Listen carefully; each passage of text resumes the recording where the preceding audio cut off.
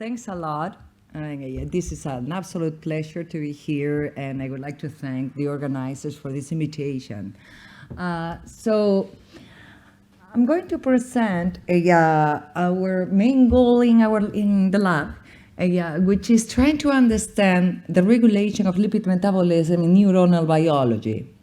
And especially with a special emphasis on trying to understand the cause and relevance of the many lipid alterations that we can see in neurodegenerative diseases such as Alzheimer's, PD, and ALS, as well as other metabolic insults such as mitochondria. So why lipids? I know that everybody hates lipids, but let me tell you that lipids are, of course, the main components of membranes and the determinants of membrane biology. It is believed that more than 4,000 lipids exist in mammal cells. Why all these many lipids? Because every combination of a lipid of these lipid species is going to actually give rise to all the different cell types. And the structure of these cells, every single structure is absolutely essential for the functioning of the cell and the regulation of the cell. So the more complicated it is the shape of a cell, the more it relies on its lipid composition and the regulation of lipid metabolism. Similarly, actually, every single intracellular organelle has a specific lipid composition in order that allows them to perform their specific functions. The lipid composition of a cell and an organelle is a characteristic acquired during development, and it's a constant. So the cell has to maintain it constantly in order to do its functions. There is a misconception in the field, which is lipids do not have activity. They do not have enzymatic activity, of course, but they do have biophysical activity in response to changes in the environment. So any kind of enzymatic activity, it has to be followed by changes in lipid metabolism and vice versa. So any kind of change, biophysical change, can actually alter, if you change the lipid composition of the membrane, it's going to alter the conformation and the distribution of a specific membrane proteins, as well, of course, as it's going to help the oligomerization, the interaction between different proteins, as well as regulating the curvature of the membrane in processes such as vesicle formation or synaptic transmission. Also, the lipid composition of a membrane regulates the permeability of the membrane and specific ionic channels, as for instance, the lipid composition of a membrane regulates the activity of potassium channels during action potentials. Two of the main cells that rely mostly, the cells that rely the most on their lipid composition and the regulations are neurons and macrophages. Neurons, of course, because there is a constant turnover of lipids in order to sustain synaptic activity. But in macrophages, it's already well known that the activation of different type of macrophages depends on the lipid raft composition, meaning the lipid composition of the membranes, and also specific signatures or signaling mechanisms such as TLR4, for instance, is extremely dependent on cholesterol and sphingolipid regulation. In the lab, actually, if we think about so the lipid composition of a cell is a characteristic acquired during development. So how is this lipid composition maintained in the cell is one of the questions that we have in the lab. In a paper, quite recent actually, one group has demonstrated that the regulation of lipids is not linear, it's circular. What it means is that a change in one specific lipid species is going to be mirrored by another change in order to sustain homeostasis. So this means that all lipids are interdependent, meaning you have to analyze lipid biology and lipidomics as a whole, not as individual species. So the other thing that we just have found is that although all lipids are interconnected, not all are equally important, meaning there is a hierarchy in lipids. Hierarchy based on hydrophobicity. The more hydrophobic a lipid is, the less the cell can tolerate changes in that specific lipid. While other lipids that are less hydrophobic can be changed, those changes or alterations in the concentration of those lipids are better tolerated by the cell. So based on hydrophobicity, the king of lipids is cholesterol. In our cells, in mammal cells, cholesterol is the most hydrophobic lipid that you can find, which means that very little changes in cholesterol that are non-statistically significant can be extremely significant in terms of the biology. So, because, probably, any change that more of 0.1% of cholesterol can trigger cell pathology. As, you well know, most of cholesterol is believed to be synthesized de novo in the endoplasmic reticulum. Here, there is a very complex pathway to synthesize cholesterol. This is the enzyme that is the best known, the HMG-CoA reductase, which is the target of many statins. However, the synthesis of cholesterol is a very complex series of different enzymatic reactions, some of which are actually also rate-limiting as HMG-CoA reductase. Also, this pathway, we have to take into account that regulates many other functions, such as CoQ synthesis, farnesylation, or even prenylation. So if cholesterol is not synthesized, it can also be uptaken from the blood, from the environment. Many cells rely on the uptake of lipoproteins to fulfill their needs for cholesterol. What is really well known, thanks to the work of Nobel Prizes, Brown and Goldstein, is that when cholesterol is in excess, the plasma membrane invaginates and sends that excess of cholesterol towards the endoplasmic reticulum. That excess of cholesterol arrives to the ER, and as described by these two investigators, in a manner that when cholesterol is high in the ER, when it arrives, it's going to inhibit the de novo synthesis. On the other hand, if cholesterol is low in the ER, it's going to stimulate cholesterol synthesis. So it seems that there is a very interesting intracellular pool of cholesterol in the endoplasmic reticulum that seems to regulate the equilibrium between the synthesis of cholesterol and the uptake of cholesterol. So we decided to focus on this interesting cholesterol pool that has received many, many names in the literature. For instance, it has been shown to intracellular cholesterol pool of cholesterol in the ER, or even, cholesterol platforms in the endoplasmic reticulum. Our data from the last years actually agrees with this proposition. We have found that when cholesterol is in excess, indeed, it invaginates the plasma membrane, and cholesterol, the excess of cholesterol, is going to be shuttled to the endoplasmic reticulum as previously described. What we have found is that it's not homogeneously distributed. The interesting thing is that the cholesterol that arises from the plasma membrane forms a lipid raft, a platform in the endoplasmic reticulum that is in close association to mitochondria. This domain has been named mitochondria-associated membranes, or MEM. MEM is a lipid raft. What does it mean? It means that when cholesterol, because it's highly hydrophobic, if cholesterol increases, it's going to try to associate with other molecules of cholesterol, as well as many cholesterol binding proteins, in order to protect it from water. At the end of the day, what happens is that there is a formation of a cholesterol-rich domain that is also rich in a lot of different cholesterol-binding proteins. Now these proteins can actually interact with each other, can change different conformation. That's why we believe that this is a transient and a functional platform in the cell.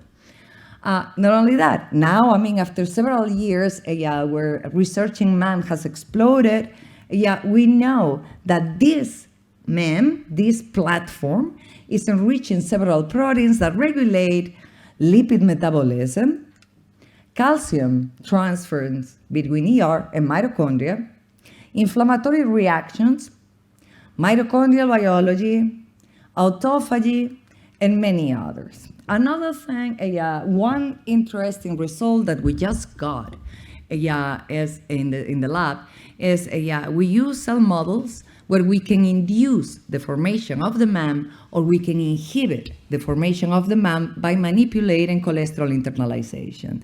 Interestingly, when we do that and we isolated the MAM and analyzed it by proteomics, we found that when MAM is activated, there is an enrichment in a lot of different enzymes that, as you can see, they're highly related to cholesterol turnover and cholesterol synthesis.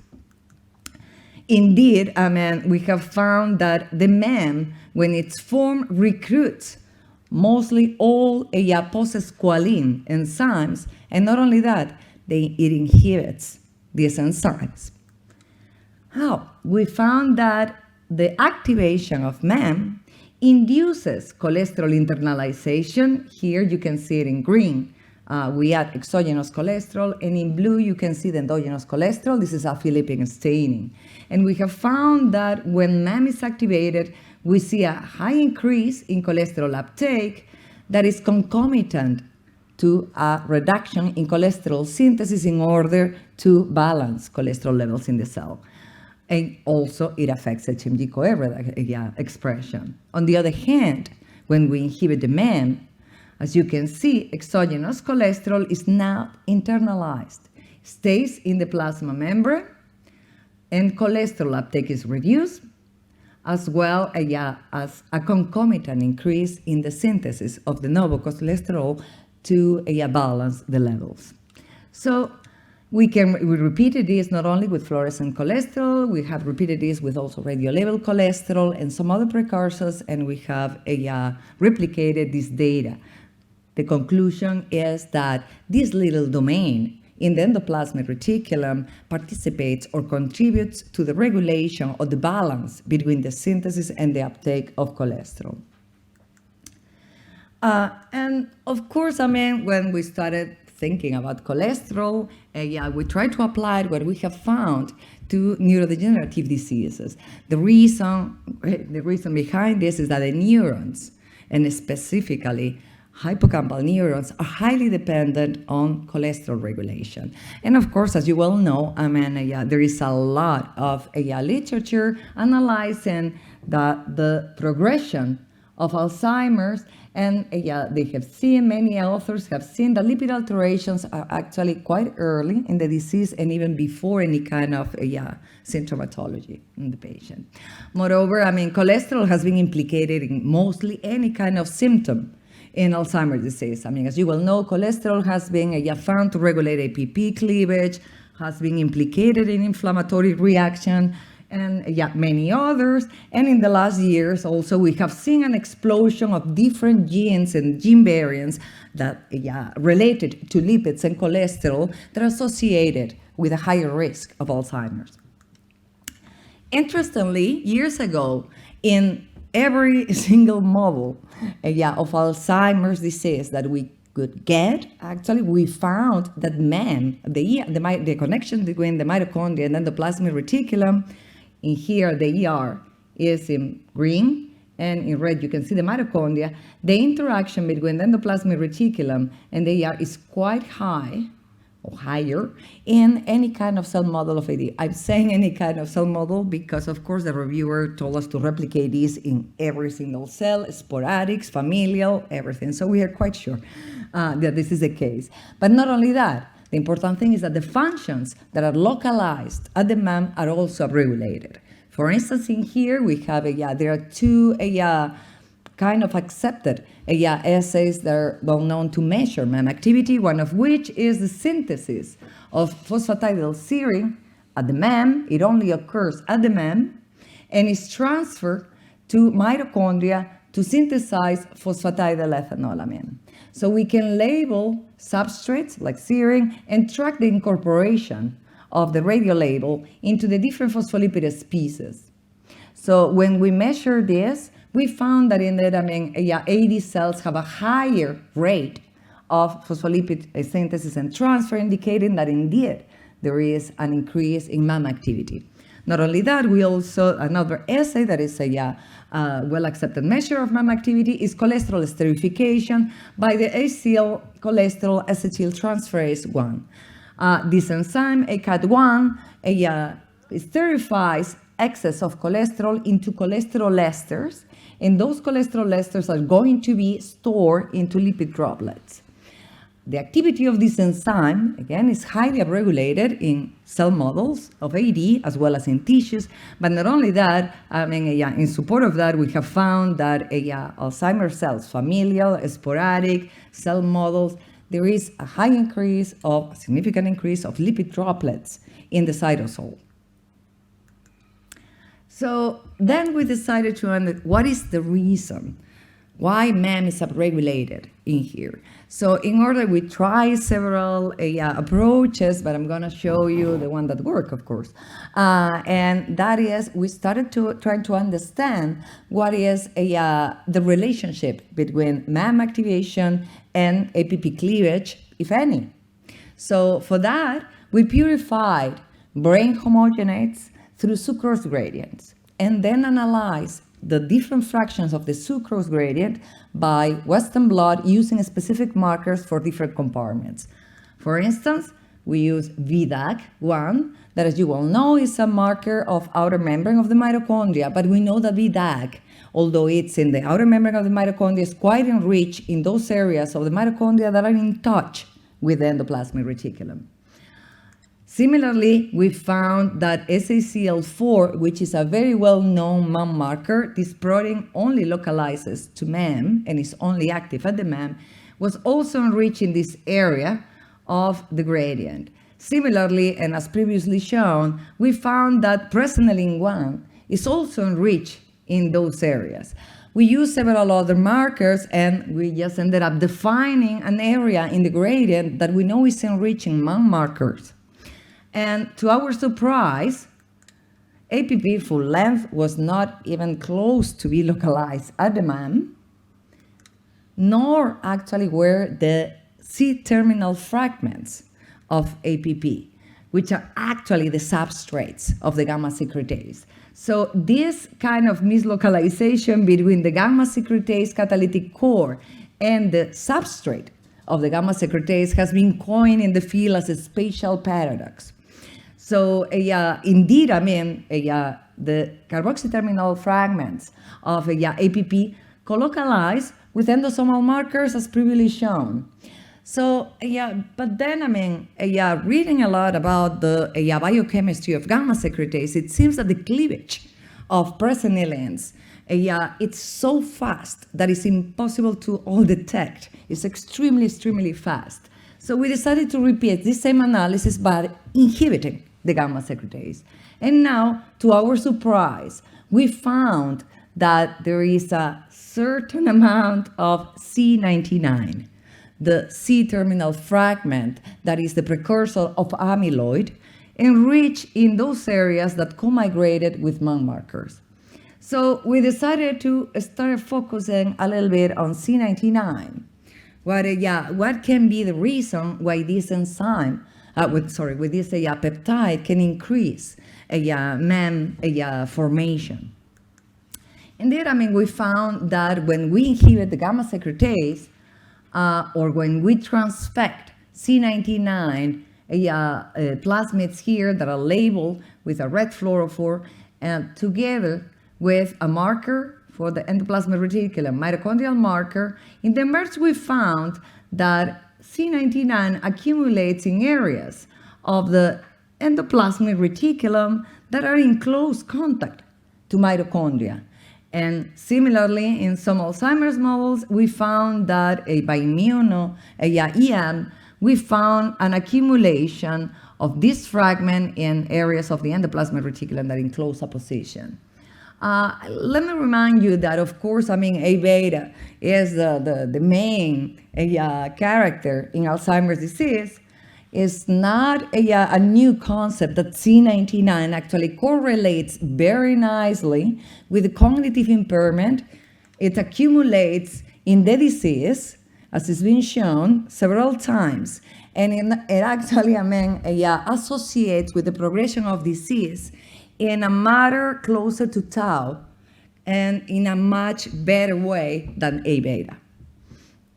So, indeed, we found that this accumulation of C99 in the endoplasmic reticulum induces the formation of MAM domains and induces also the uptake of extracellular cholesterol, as well as inhibiting cholesterol de novo synthesis. Again, so we found that in cells, sporadic AD, familiar AD, as well as in many models, there is a clear increase in C99 levels, independently of A beta. And this increase in C99 was associated with an uptake, a significant increase in the uptake of extracellular cholesterol. Here you can see labeled by Lipid, that we can also quantify this by radioactivity using different substrates. And this increase in the uptake due to the accumulation of C99 also was associated with an increase in MAM activity and a decrease in the de novo synthesis of cholesterol. So again, in order, trying to understand what's going on, we decided to repeat these experiments in the presence of a BACE inhibitor to impede the formation of the C99. And we can rescue those phenotypes now.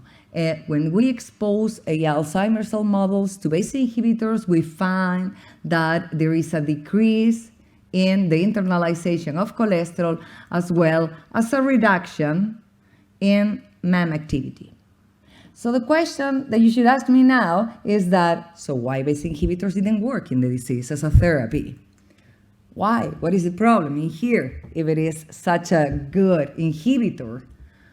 That actually led us to the other side of the lab, led mostly by the most talented postdoc that I have met, Estela Area. What Delfina has found is that when MAM is formed, there is a recruitment of a lot of different glycolytic enzymes that allow for the formation of pyruvate and the entry of pyruvate inside the mitochondria in a manner, and to produce ATP, of course. So when Delfina inhibits the MEM, the formation of the MEM, we found that there is a decrease in pyruvate metabolism and a counterbalancing effect. So when mitochondria does not have access to pyruvate, it's going to use alternative substrates, such as fatty acids and amino acids. In using models, in this case, these are motor neurons derived from stem cells with mutations in one of the main genes associated to amyotrophic lateral sclerosis, SOD1. When we analyze cholesterol internalization, in these cell models, as well as in tissues from these patients or animal models, we found that there is a clear and significant decrease in cholesterol uptake and a counterbalancing mechanism, a buffering effect trying to increase the de novo synthesis of cholesterol. This, of course, is associated with a significant reduction in MAM activity. And not only that, what Delfina has found is indeed this alteration is associated with an impairment in pyruvate production and pyruvate use by the mitochondria that is buffered by an increase in the use of fatty acids as a substrate for ATP production. In principle, this will not be a big deal. But let me remind you that the oxidation of pyruvate can produce, and then entry into the TCA cycle, we can produce 34 ATP molecules. However, per fatty acid and beta oxidation, we can only produce 5 ATP. And not only that, 5 molecules of ATP, not only that, beta oxidation actually carries a lot of different, it initiates a lot of different signaling mechanisms that are going to end up in the higher production of superoxide and hydrogen peroxide in the cell.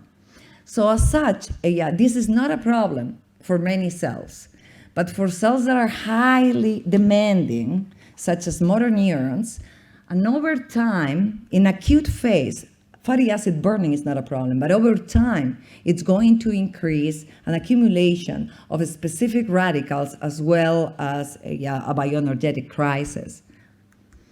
And so what I would like to summarize in these works is that the cell models of AD present with an accumulation of C99 fragments that in the ER, by its affinity for cholesterol, induces the formation and the upregulation of MAM domains. The accumulation of C99 in MAM domains induces the uptake and internalization of cholesterol from the plasma membrane to the ER, maintaining the activation of MAM. Moreover, alterations in MAM result in the loss of lipid homeostasis and the regulation of lipid composition of cellular membranes in cell models of AD. And this last sentence is what we are using, trying to make our work a little bit more translational. So, as Carmen said, from bench to bed, what we have found is that the activation of MAM, the regulation of MAM, actually is the basis to regulate lipid metabolism in the cell. Many different enzymes are localized and activated at MAM domains. All these enzymes, for instance, that I mentioned before, are involved in the regulation of cholesterol, as well as a lot of enzymes involved in sphingolipid regulation, and as well as in phospholipid, fatty acid synthesis, etc. What happens then is that we have track the alterations in the lipid metabolism that occur when MAM is altered. And we have found that these alterations are not random. So there are specific lipid species that get affected by alterations in MAM that can be tracked over time. And I don't have time to show you all the data, but we've been working for the last 5 years on different samples in longitudinal samples, trying to understand how MAM is changing the lipid composition of different samples, such as serum, fibroblasts from patients, and PBMCs. For that, we're using actually not only sporadics are a little bit more difficult, but we are actually doing longitudinal studies in the biggest cohort right now of familial AD patients in Colombia. So using these samples, we're trying to analyze the alteration or the modification, the progression of these lipid alterations in serum from patients from 8 years to 40 years. And I'm quite hopeful that we are finding something, so I'll keep you posted. And of course, the most important slide. Here are the main characters involved in this work. Jorge Montesinos, which is the leader of the Alzheimer's project, together with Rishi Agrawal and a previous postdoc in the lab, Marta Vera. And Kirsten, our students, Delfina Larrea and Khushbu, which are the site in ALS. And of course, Kevin and Danny, which are always taking care of us. And of course, thank you very much to all our collaborators, a special mention to my partner in crime, Eric Sean and Carmen Paradas. And of course, our funding sources. And to you for your attention. Thank you very much.